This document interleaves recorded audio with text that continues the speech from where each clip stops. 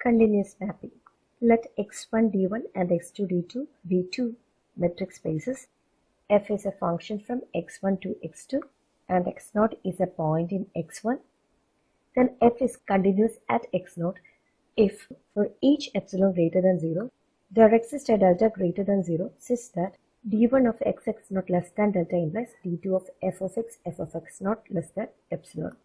നമുക്കറിയാം d of x naught less than epsilon എന്ന് വെച്ചാൽ ഇതിൻ്റെ അർത്ഥം എക്സ് നോട്ടിൽ നിന്ന് എപ്സിലോൺ ഡിസ്റ്റൻസിനുള്ളിൽ വരുന്ന എല്ലാ എക്സുകളും, അതായത് x belongs to the open sphere with radius epsilon centred at x not.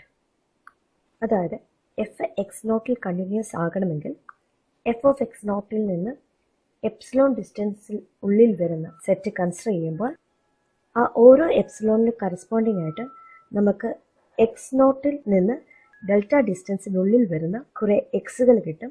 Such that ആ എക്സുകളുടെ എല്ലാ ഇമേജുകളായ എഫ് ഓഫ് എക്സുകൾ എല്ലാം തന്നെ എഫ് ഓഫ് എക്സ് നോട്ട് സെൻറ്ററായിട്ട് വന്നിരിക്കുന്ന ഈ എപ്സിലോൺ ഡിസ്റ്റൻസിനുള്ളിൽ വരുന്ന സെറ്റിൽ ബിലോങ് ചെയ്തിരിക്കും. അങ്ങനെയെങ്കിൽ നമുക്ക് പറയാം this f is continuous at x naught. അതായത് എഫ് എക്സ് നോട്ട് സെൻറ്ററാക്കിക്കൊണ്ട് ഓരോ എപ്സിലോൺ റേഡിയസ് ഉള്ള ഓപ്പൺ സ്ഫിയർ കൺസിഡർ ചെയ്യുമ്പോൾ ആ ഓരോ എപ്സിലോണിന് കറസ്പോണ്ടിങ് ആയിട്ട് ഡെൽറ്റ റേഡിയസ് ഉള്ള എക്സ് നോട്ടിൽ സെൻറ്റർ ആയിട്ട് വരുന്ന ഒരു open sphere s delta x naught exist ചെയ്തിരിക്കും. എങ്ങനെയെന്ന് വെച്ചാൽ ഈ എസ് ഡെൽറ്റ എക്സ് നോട്ടിൻ്റെ ഇമേജുകളെല്ലാം തന്നെ, അതായത് f of s delta of x naught എല്ലാം തന്നെ s epsilon f of X നോട്ടിനകത്ത് വരുന്ന രീതിയിൽ. That is, f of s delta x naught is a subset of s epsilon f of x naught ആകുന്ന തരത്തിൽ. അങ്ങനെയെങ്കിൽ നമുക്ക് പറയാം f is continuous at x naught. So, the definition of continuous mapping is as follows. Let x and y be metric spaces with metrics d1 and d2 and let f be a mapping of x into y.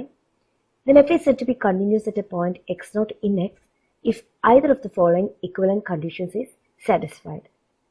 First one, for each epsilon greater than 0, there exists delta greater than 0 such that d1 x naught less than delta implies d2 of f of x naught less than epsilon.